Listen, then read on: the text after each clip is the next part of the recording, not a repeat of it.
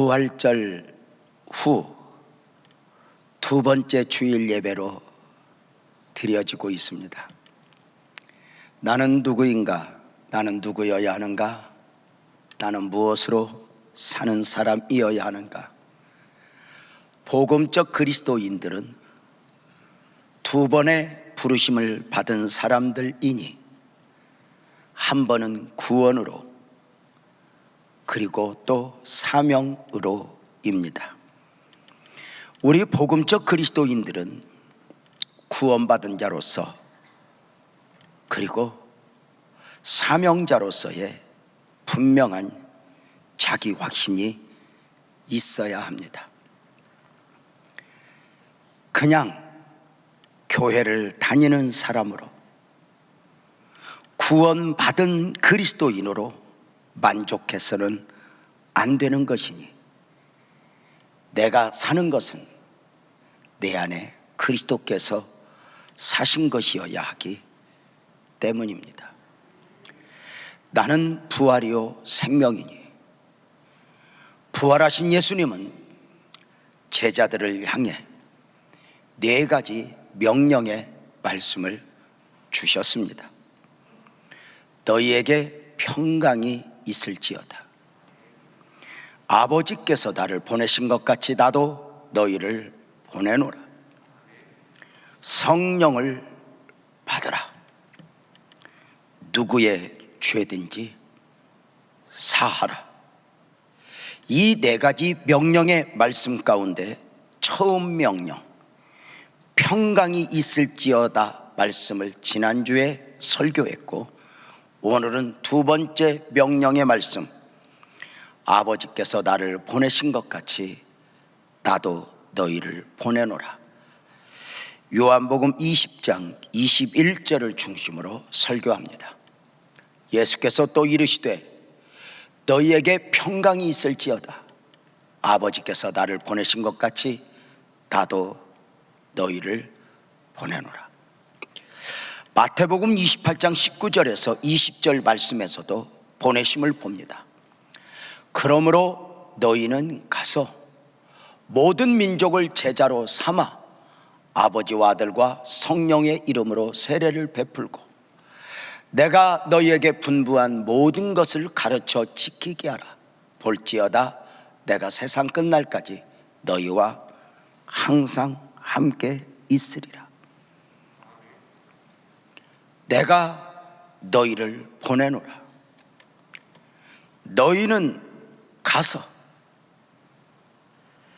이 보내심의 말씀은 당시 제자들을 넘어 오늘을 살아가는 그리스도인들이 받아야 할 명령의 말씀입니다. 당시 부활하신 예수님으로부터 보내심을 받고 있는 사람들은 누구입니까? 놀랍게 그 보내심을 받고 있는 사람들은 예수님을 배반하고 저주하고 고기를 잡으러 갔던 사람들입니다. 예수님을 배반하고 저주하고 예수님을 싫다하며 떠났던 제자들을 찾아오셨습니다. 제자들은 예수님을 버렸으나 예수님은 제자들을 버리지 않으셨고, 제자들은 예수님을 포기했으나 예수님은 제자들을 포기하지 않으셨습니다.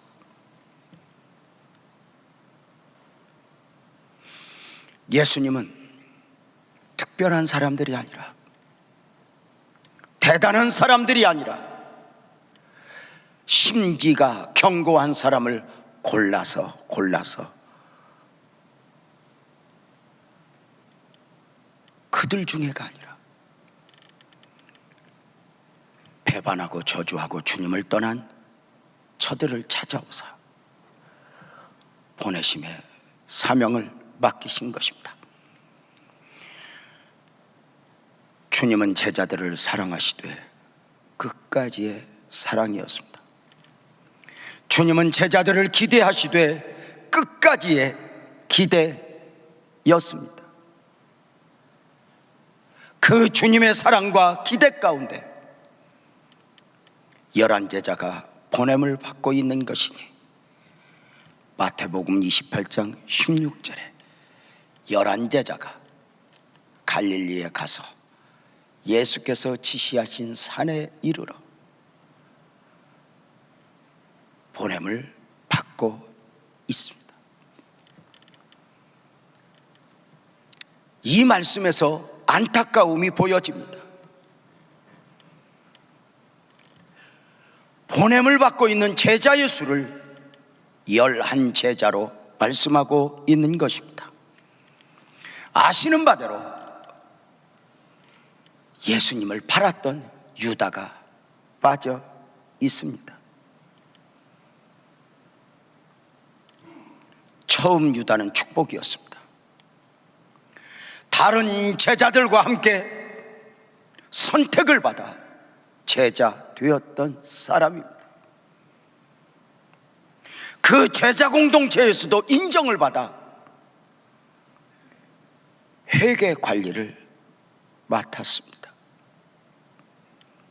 회계 관리를 맡았다면 상식적으로 유다는 누구보다 예수님을 가까이서 보았고 예수님 마음도 알았을 것입니다. 진리의 말씀을 배웠고 예수님의 구주 되심을 조금씩 눈을 열어 품어 갔습니다. 안타깝게도 그 유다가 부활의 예수님 앞에서 보내심을 받고 있는 제자들 무리에 없습니다. 그냥 없는 것이 아닙니다. 예수님을 팔았던 그가 양심의 가책을 극복하지 못한 가운데 스스로 목매여 죽고 만 것입니다. 안타깝게도 유다는 복된 자리에서 보이지 않는 것으로 끝나는 것이 아니라 영원한 지옥에 가고 말았으니 예수님의 끝까지의 사랑을 거절했습니다.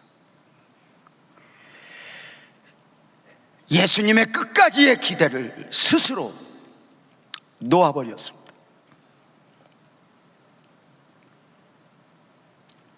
그 유다에 대하여 성경은 여러 가지로 표현하고 있으니 그가 왜 그리 되었는가? 단순히 예수님을 팔았기 때문이 아니라 안타깝게도 그는 예수님을 팔 수밖에 없는 사람으로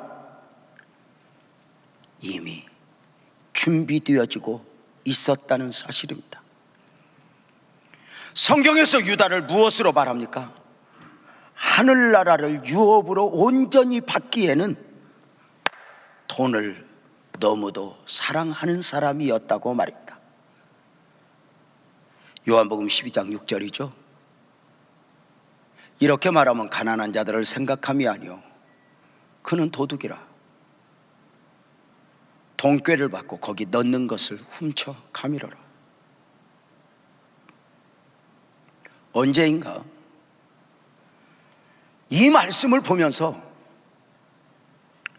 이것이 목회이구나라고 하는 생각을 한 적이 있습니다.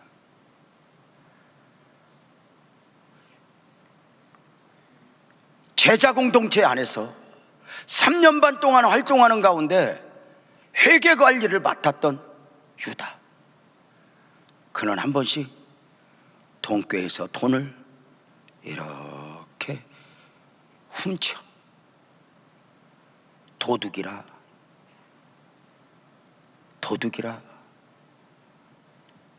성경의 평가입니다. 예수님이 그것을 모르셨을까? 놀랍게도 예수님은 유다가 돈을 훔쳐가는 것을 알면서도 회계 관리를 다른 사람으로 바꾸지 않았습니다.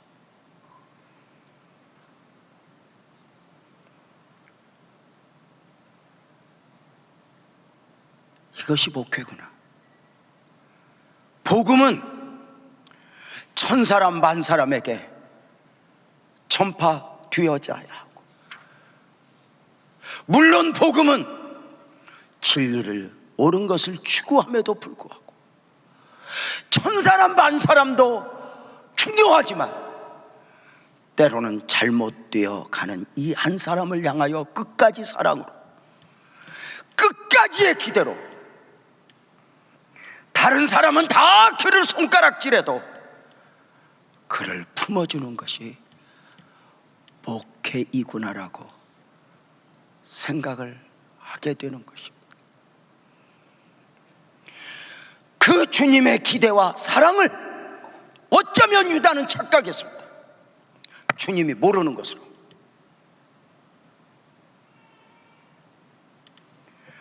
가룟 유다는 제자가 되었지만 자신도 모르는 그 삶의 약점이 있습니다. 돈을 보면 욕심을 내는 것입니다. 돈을 보면.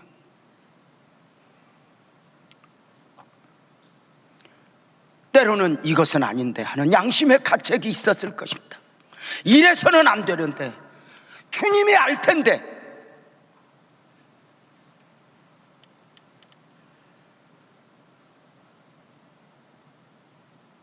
결국 그 좋아하는 돈으로 인하여 예수님을 파는 자가 됩니다. 예수님 안에서는 유다가 지워지지 않았지만 유다의 삶에서는 예수님이 지워져 버리고 말았습니다.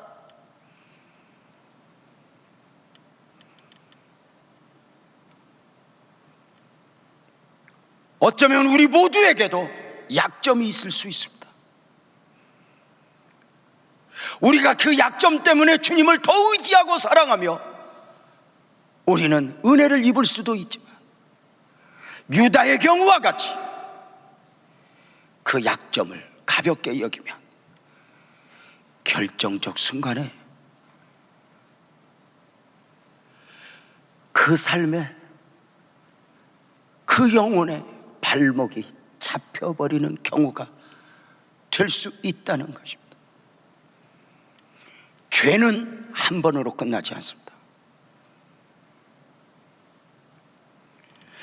가볍게 여기는 만큼 언젠가는 많은 것을 잃어버리게 됩니다.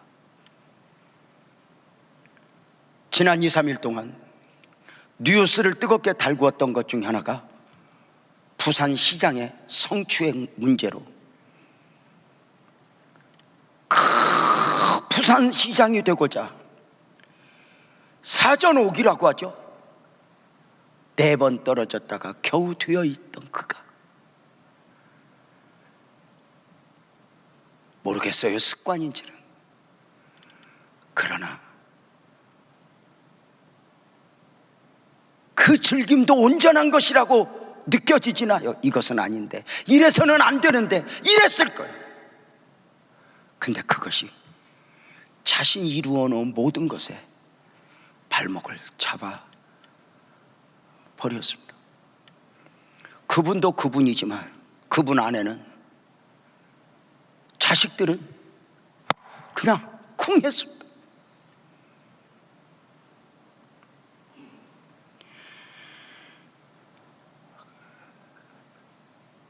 가룟 유다가 어느 정도의 은혜는 누렸습니다. 어느 정도의 사명은 있었습니다. 어느 정도의 진리는 품고 있었습니다. 그러나 그 약점이 어느 정도까지 이상을 가지 못하게 합니다.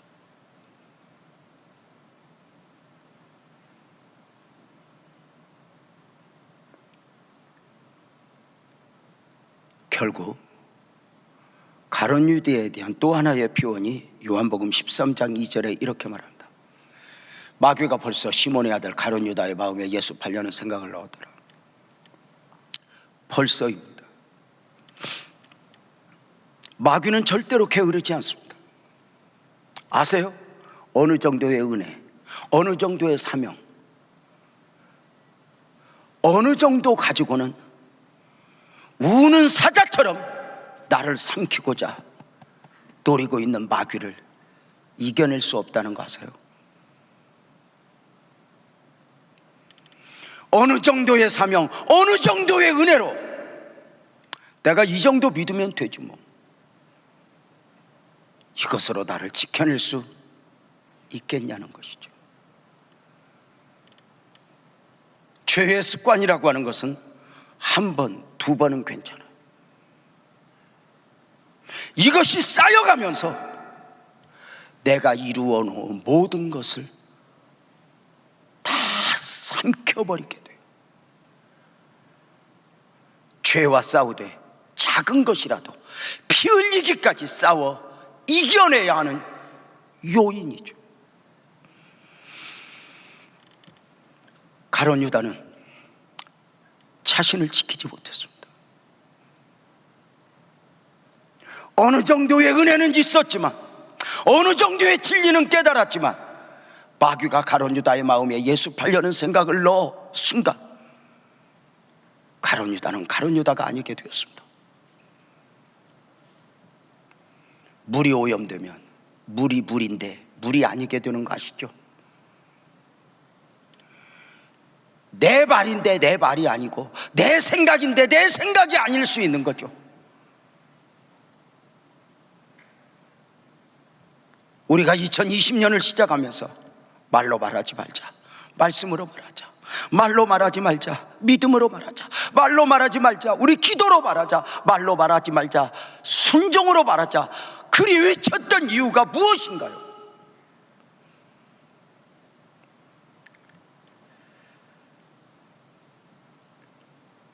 안타깝게도 가룟 유다는 자기의 판단, 자기의 의지에 의해서 예수님을 파는 것 같았지만 아니었어요. 다시 말씀을 드릴게요. 예수님 안에서는 가룟 유다가 지워지지 않았어도 가룟 유다 스스로 자신의 삶에서 예수님을 지워버리고 말았어요. 이건 자기 마음이 아니었어요.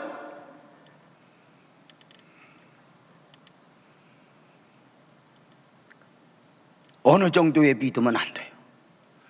물이 오염되면 물인데 물이 아니에요. 복음의 가치가 얼마나 소중해요. 영상 예배를 계속해서 드리는 가운데 우리 교역자들, 부목사님들과 나눔을 가지면서 알찬 시간들을 참 많이 가졌어요. 그 중에 하나, 21대 국회의원 선거, 4.15 선거죠. 이 선거 기간을 보내면서 우리 목사님들과 함께 이런 나눔을 가졌어요. 왜 목사나 교역자는 강대상에서 정치적 소신이나 정치적 발언을 하면 아니 되는 것인가? 왜 이것을 금해야 하는가?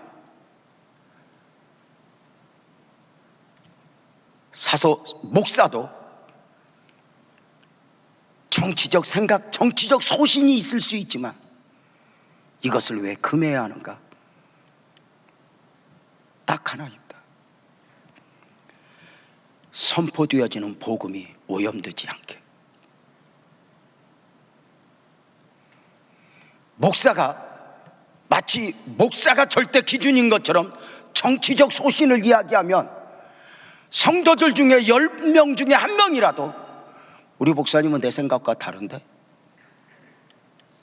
일이 하게 되면 어느 순간 앞으로 말씀을 받을 때도 오늘은 목사님이 저렇게 설교하네, 이것은 아니지 않나?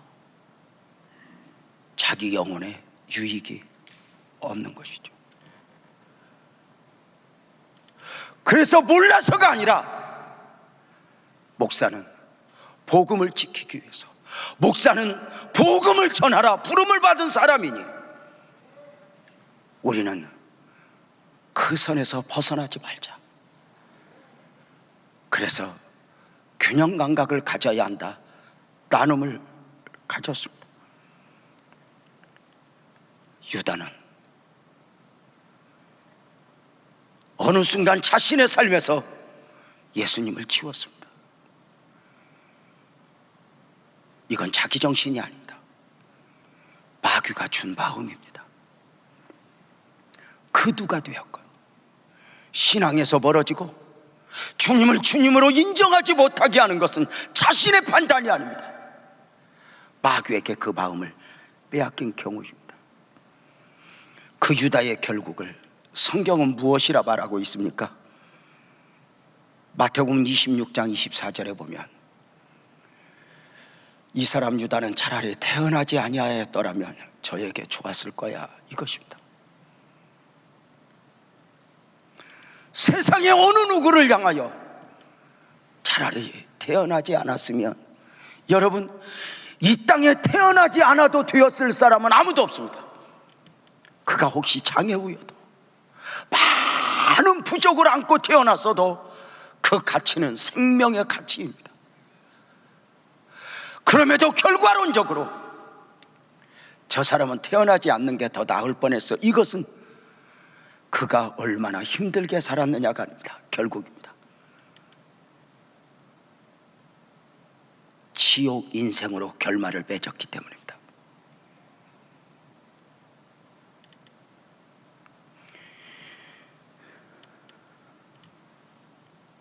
가룟 유다의 불행이죠. 보내심을 받고 있는 제자들의 모습을 볼까요? 사실 보내심을 받고 있는 제자들, 유다와 다를 바가 없었어요. 저들도 예수님을 배반하고 저주하고 떠났던 사람들이니까요. 유다가 힘들면 저들도 힘들었고, 유다가 약하면 저들도 약했어요. 다만 다른 점은 은혜를 입은 자도요, 지금 주님 앞에 있다는 거예요.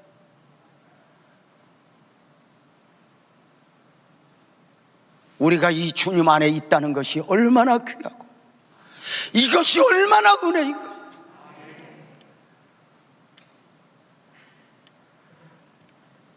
가끔 이렇게 교회 공동체에서 이렇게 섬기다 보면, 목사님, 어떻게 저런 사람을 대표기도 시킬 수 있어요? 누군지 아세요? 저 사람 어떤지 아세요? 저요? 목사님 믿을 수 없어요. 저 교회 떠납니다. 그러고 가요. 제가 봐도 옳기는 그가 옳아요. 그러나 은혜는 울타리 안에 있어요. 우리가 오늘 또 이렇게 예배하러 온 것은 누구보다 깨끗하고 선해서가 아니에요. 넘어졌는데 다시 일어나 주님 앞에, 먼지가 묻었는데 또 떨고, 주님 나 십자가로 가려주세요. 그리고 오는 거예요.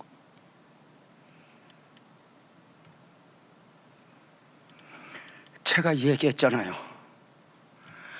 동교에서 돈을 훔치는 것을 아시는 주님이 그를 그냥 두고 끝까지 그의 변화를, 그에게 온전한 주님의 길 기다려주는 것. 우리가 가끔은 교회에서 옳고 그름이 중요하고 저런 사람은 안 돼요 하지만 결국 끝까지 그를 품어야 하는 이유가 무엇인가?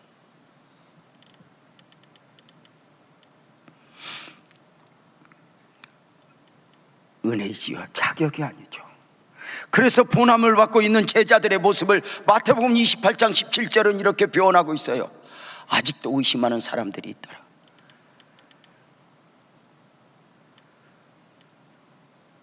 보냄을 받고 있는 이 제자들이 의심하는데, 십자가의 주님 앞에서가 아니라 부활의 주님 앞에서 의심. 놀랍게도 우리 주님은 보내심의 사명을 맡길 때, 하나님의 일에 대한 책임을 맡길 때 완전한 사람이 아니에요. 그 안에 갈등도 있고, 그 안에 흔들림도 있고, 내면의 의심도 있지만 아셔요. 그 가룟 유다를 보아주시는 주님의 마음을 읽으면 우리가 통곡을 할 수밖에 없어요. 사람은 나를 향하여 너 안 돼 하지만 주님은 괜찮아, 괜찮아. 이것이 주님의 마음이니까요. 주님은 유난히 심지가 견고한 사람, 너희만의 이게 아니었단 말이에요. 약한 줄 알아, 부족한 줄 알아, 또 넘어질 것 알아. 그리고 그에게 맡겨요. 나는 수없이 주님을 포기해도 주님은 나를 포기하지 않고, 신앙에서도 사명에서도 놀라운 게 무엇인 줄 아세요? 신앙에서 사명에서 열매를 맺으면 내가 심지가 견고한 게 아니에요. 아멘 합시다. 주님이 나를 끝까지 놓아버리지 않기 때문에.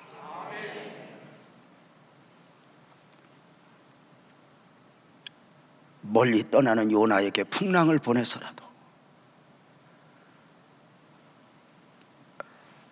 요나가 있어야 할 자리에 있게 하시는 그 하나님,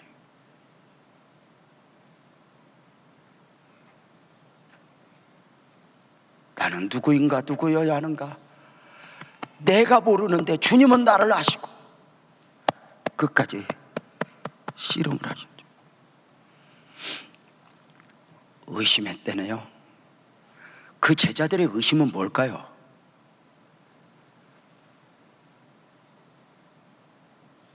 부활하신 주님을 의심하는 것일까? 아니요, 못자국 장자국 봤어요. 주님의 구주되심을 의심하는 것일까? 아닐 거예요. 뭘까? 그 의심은 이런 거 아닐까? 나를 보내시는 주님 앞에서 나 같은 것이요, 그렇게 나 같은 것이요, 이렇게 성경 속으로 가보십시오.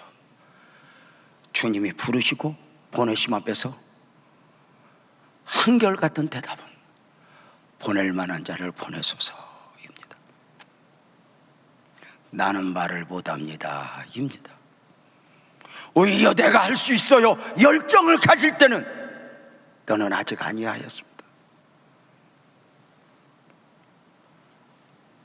모세가 그렇게 망설였을 때 그 모세에게 하나님이 주신 말씀, 출애굽기 3장 10절이죠. 내가 너를 바로에게 보내어 너에게 내 백성 이스라엘 자손을 애굽에서 인도하여 내게 하리라. 나 같은 것이 갈 수 있는 이유가 뭘까요?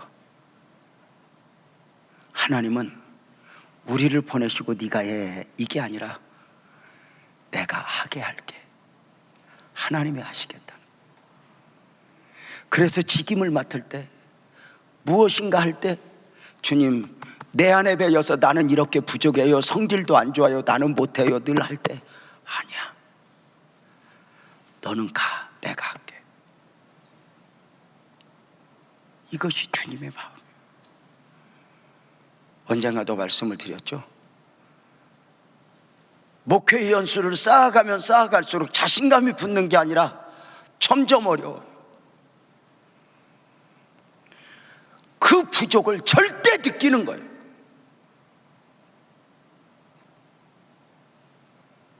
우리 성도들에게 더 좋은 것 주고 싶고 더 좋은 목사이고 싶은데 부족한 거.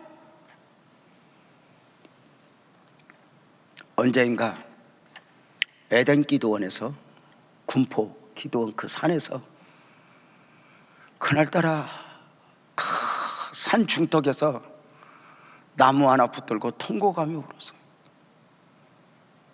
1시간, 2시간 통곡을 하다가 내려오는데 목사님 한 분이 이렇게 말씀하셔요. 유 목사, 무엇 때문에 그렇게 통곡하며 기도해? 어떤 기도 제목이 있어? 나 지금 이 멀찍이서 유 목사 위해서 기도했어. 무슨 일 있어? 아니요. 왜? 나 때문에요.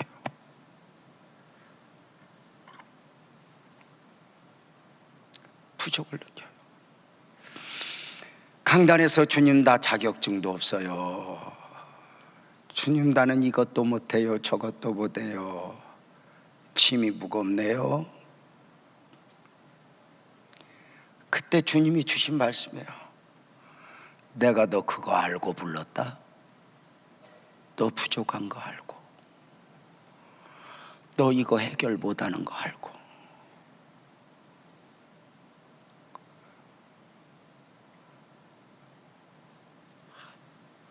하나님께서 다윗에게 사울을 붙인 것은 다윗이 감당할 만해서가 아니에요.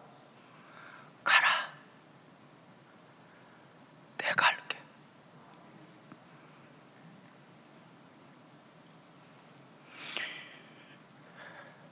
이제 보내심의 원리를 볼까요? 아버지께서 나를 보내신 것 같이 나도 너희를 보내노라. 아버지께서 나를 보내신 것 같이 예수님은 어떻게 보내심을 받았죠? 자기 백성을 저희 죄에서 구원할 자로 대속의 십자가를 지시기 위해 보내심을 받았죠. 주님 가신 길은 십자가의 길이에요. 이미 정해졌어요. 그 주님이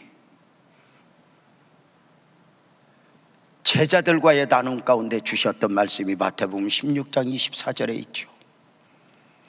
누구든지 나를 따라오려거든 자기를 부인해야 한다. 그리고 십자가를 지고 나를 따라야 한다. 보냄을 받은 사람들, 부족하지만, 넘어졌지만 평생에 놓지 말아야 할 것, 아멘합시다. 십자가 붙들고 십자가의 영성으로 가는 거예요. 기독교 신앙의 가치는 십자가를 벗어나면 안 돼요. 십자가 없는 신앙, 십자가 없는 고백, 십자가 없는 사명, 십자가 없는 열심은 온전한 것일 수 없어요. 십자가 없는 기독교 상상할 수 없죠. 우리의 신앙도 우리의 사명도 십자가 앞에서 증명을 받는 것이죠. 그 십자가의 길을 우리가 가는 거예요. 주님도 그 길을 가셨고 너희도 나를 따르라 하신 가운데 우리도 가요. 그 길을 바울이 걸었고 그 길을 베드로가 걸었어요. 좋아서가 아니에요. 그 길을 주기철 목사님이, 손양원 목사님이 걸었어요. 그분들은 능력 있어서가 아니었어요. 딱 하나, 십자가의 사랑, 십자가의 용서, 십자가의 영성을 안고 간 거예요.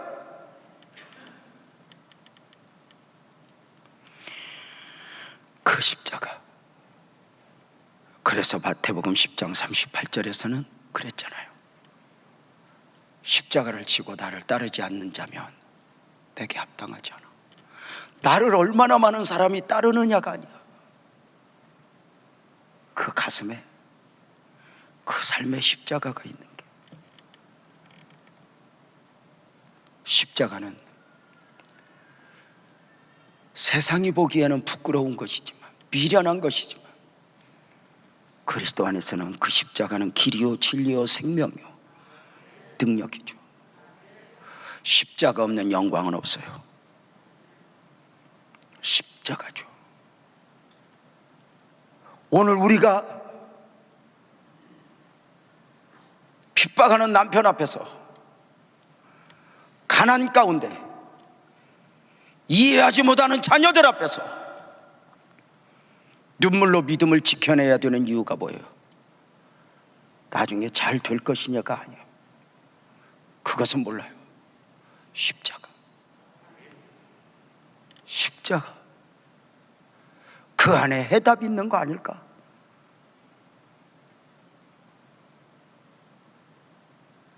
언젠가 한 성도님이 공동체 안에서 충돌이 있어진 가운데 억울하대요. 억울해서 미치겠대요. 내가 어떻게 참느냐요? 그래서요, 십자가 붙들고.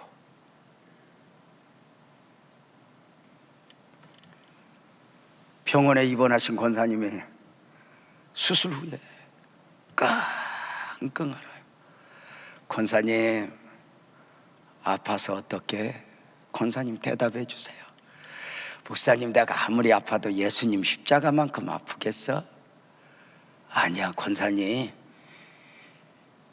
예수님은 못 박혔는데 권사님은 배를 이렇게 갈랐잖아. 권사님이 더 아플 거야. 누가 더 아프고를 바라는 게 아니잖아요. 십자가 하면 웃을 수 있잖아요. 십자가 하면 울면서도 평안일 수 있잖아요. 기독교의 불행은 아무리 겉으로 화려해도 십자가 없으면 불행한 거죠.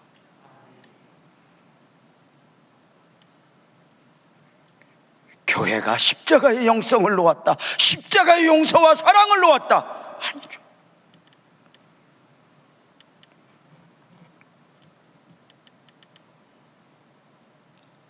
옛날보다 은혜가 부족하면 목사님들이 설교를 못해서가 아니에요.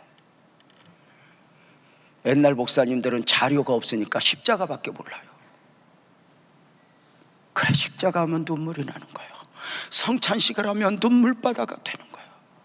분병 분잔을 받으면서 그 안에서 예수님의 십자가가 보여지는 거예요. 내 신앙에, 내 삶에 십자가가 그려져 있다.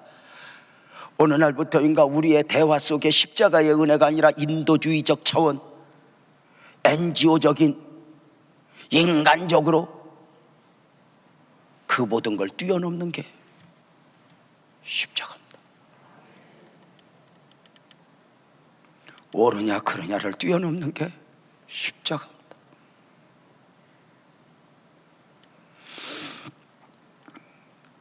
보냄을 받는 이들에게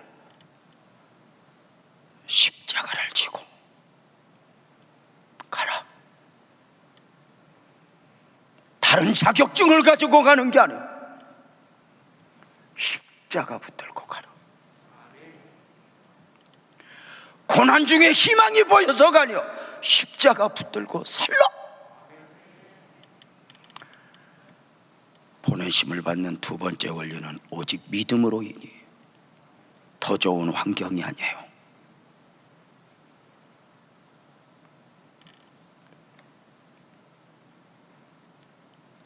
보내신 가운데 주님이 주신 말씀이 마태복음 28장 18절에 이렇게 말씀해요. 너희들 가라. 말씀하시되 하늘과 땅의 모든 권세를 내게 주셨으니. 이 말씀을 보면서 언젠가 깜짝 놀랐어요. 저는 목회하면서 제가 꿈에도 소원이 더 능력 있는 목사 되기를 원했어요. 제가 그 능력 받기를 원하면서 금식도 얼마나 했는지 몰라요. 그러나 하면 할수록 나는 약해요. 그런데 어느 날 이 말씀에서 무엇인가가 보여져요. 국어학적으로 하늘과 땅의 모든 권세를 너에게 주었으니 가라. 너에게 능력을 맡겼으니 가라. 이래야 될 것 같은데 아니에요. 하늘의 권세를 주님이 보내셨지만 약하면 약한 모습으로, 부족하면 부족한 대로 보내요. 그런데 그 권세는 누가 가지고 있느냐? 주님이 가지고 있어요. 하늘과 땅의 모든 권세를 내게 주셨습니다. 너는 약하면 약한 대로 가라, 부족하면 부족한 대로 가라. 단 하나의 약속은 이거예요. 그 하늘과 권세를 가지신 주님이 아멘 크게 합시다. 내가 너와 함께 하리라. 마태복음 28장 20절이죠. 내가 세상 끝날까지 너희와 함께 할게. 주님은 유재명, 너 이제 목사다운 목사가 됐구나. 내가 너에게 온갖 능력을 줄 터이니 이 능력으로 정말 귀하고 귀하게 순결하게 복음을 위해서 사용하라. 그렇게 바뀌었으면 나는 정말로 100% 순결하게 그 능력을 사용할까? 어떻게 좀 돈을 좀 챙길까?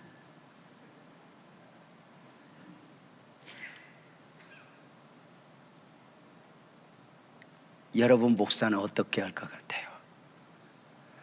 만약에 그 능력을, 그 은혜를 나에게 다 맡기고 네가 마음껏 소신껏 사용해라 그랬다면 제가 어떻게? 주님은 내가 불완전한 걸 알아요. 하늘과 땅의 권세를 내게 주셨으니. 그래서 보냄을 받은 사람들은 딱 하나예요. 십자가의 영성으로 주님과 함께. 그래서 보냄을 받은 사람이 사명을 감당할 때, 참고 인내할 때, 억울함 앞에서 내 감정을 드러내면 안 돼요. 내 지식을 드러내면 안 돼요. 주님을 드러내는 거예요. 함께 하신 주님을 나타내는 거예요. 내가 하는 것이 아닙니다. 주님이 하십니다. 주님을 나타내는 거예요. 내가 아니에요. 끝까지 나는 쳐서 복종시키고, 나는 날마다 죽고, 주님만 나타나는. 놀랍게도 주님은 우리를 보내시면서 하늘과 땅의 모든 권세를 너에게 주었으니 너는 마음껏 가서 사역해라라고 말씀하지 않았어요. 하늘과 땅의 모든 권세를 내게 주셨으니 너는 약하면 약한 대로 가라, 부족하면 부족한 대로 가라, 못하면 못해도 괜찮아, 가. 단 하나, 내가 함께 할게.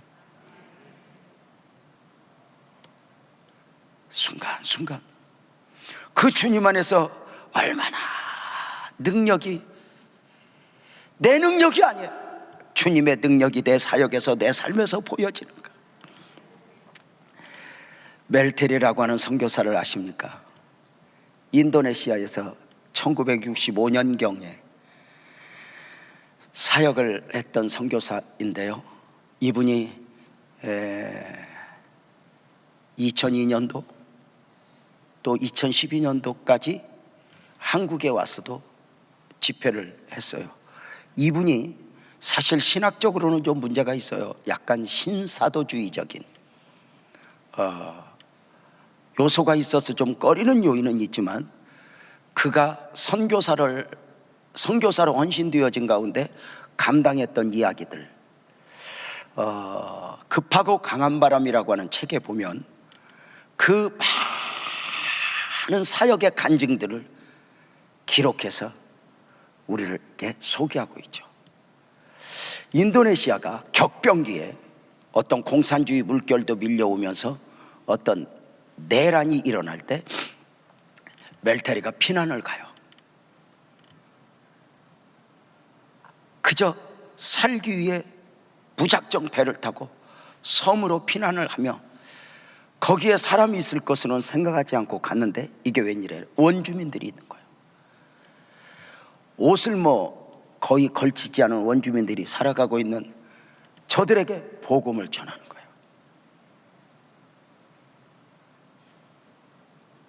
인도네시아 그 많은 사람들 앞에서 나타나지 않았던 기적들이 그 원주민들 앞에서 많이 나타나는 거예요. 그 원주민들과 함께 우리가 예배할 때 한참 은혜가 있을 때는 여기서만 드리고 끝나는 것이 아니라 저리 마을에 또 따라가서 또 드리잖아요. 그래서 여기 그 예배 시간에 맞춰서 예배를 드리고 가는데 갑자기 우기에 폭우가 쏟아지면서 골짜기에 물이 막 엄청나게 쏟아져요. 저쪽에서는 기다리고 있고 원주민들이 예배하기 위해서 선교사님 오세요. 그런데 아무도 그 물살이 얼마나 더 대단한 물살을 알기 때문에 이때 선교사님이 기도를 해요. 목과 이걸 정하는 게 아니라 기도부터 해요. 하나님 어떻게 해요? 이때 마태복음 14장에 예수님이 물 위를 걸었던 이야기, 베드로가 주님을 보고 물 얼을 때 걸었던 이야기에 말씀을 붙들고 기도를 해요. 주님, 나 가야 돼요. 저들이 기다려요. 그리고는 다른 거 하나도 보지 않고 주님 붙들고 그 원주민 쪽을 향하여 걸어갔는데, 빠졌을까 안 빠졌을까? 세상에 그 일을 걸었대요. 이런 이야기들. 성찬식을 해야 하는데 떡은 어떻게 만들었지만 포도주가 없어. 주님 앞에 기대를 해요. 요한복음 2장을 펴놓고 가나온인 집에 물이 포도주 된 기적을 펴고, 주님, 이들에게 예수님 보혈의 의미를 알려주고 싶은데 은혜 주세요. 그리고는 성찬식을 준비를 해요. 그리고 물을 부었는데 그게 포도주가 돼요. 더 놀라운 이야기 해드릴까? 옷을 거의 입지 않으니 비누나 세제가 있을 리 없죠. 체질상 옷을 벗을 수는 없잖아요. 그런데 그 흙탕물 또 그 속에서 살다 보니까 옷을 입을 수가 없어요. 빨아야 하는데 비누 없이 세제 없이 빠는 것도 한계가 있죠. 어느 날 기도해요. 주님 어떡해요? 주님 어떡해요? 그런데 누가복음 9장의 변화산이 옷이 눈같이 휘어졌더라. 누가복음 9장 29절 말씀이 떠올라요. 말씀을 그대로 믿는 그는 옷을 갖다 놓고 기도해요. 주님, 이곳에 변화산의 은혜가 필요합니다. 제가 옷을 입어야 하는데 입을 수 없을 만큼 더러워졌습니다. 은혜 베풀어 주세요 했더니 세상에 옷이 눈같이 휘어졌어요. 그곳에서 사역을 하는 동안 기도로 옷을 빨아 입었다는 거 아니야? 우리 여성분들만 한번 아멘 해봐. 기도로 옷 빨아 입고 싶으면 아멘 해봐요. 세탁기가 훨씬 좋아. 기도로 옷 빨아 입으려면 얼마나 허리가 휘어야 되는 줄 알아? 우리 여성분들은 한도 끝도 없는 것 같아. 우리 아내 기도 제목 중에 하나가 뭔 줄 알아? 세탁기에서 옷 꺼낼 때 다려서 나오는 거. 이렇게 더 이상 손대지 않아도 착 다려져서 장롱에 걸치기를 기도하는, 등치 못할 일이 없느니라.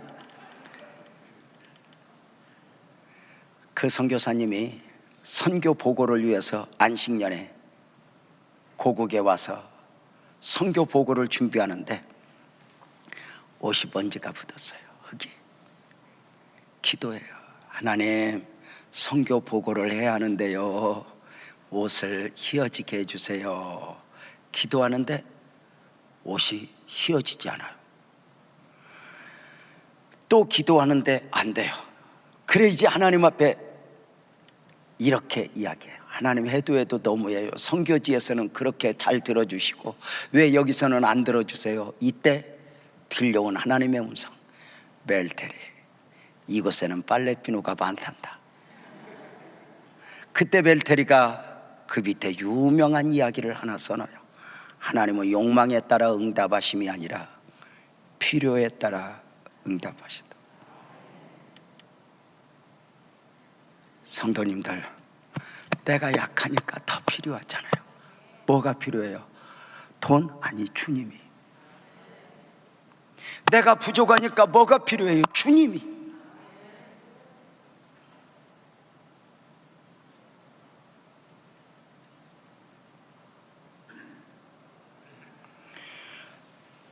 너희는 가라.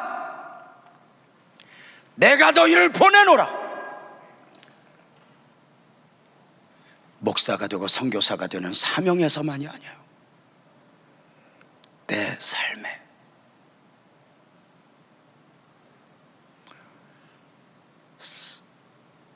사울 앞에 다윗을 두시듯 원치 않는 환경에 나를 보내시며 십자가의 영성으로 십자가 붙들고 내가 너와 함께 가니 내가 너와 함께 하리라. 어느 날부터인가 나는 내가 사는 게 아니에요. 나를 나타내는 게 아니야. 주님을 나타내는 거야. 주님을 바라는 거야.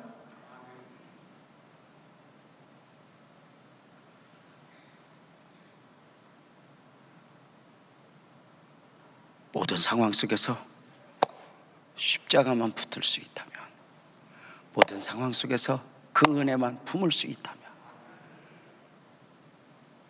이것이 바로 우리의 사는 원리 아닐까? 우리 모두 자리에서 일어나서 찬송하고 예배 마칩시다. 십자가의 전달자, 난 지극히 작은 자. 찬송합니다.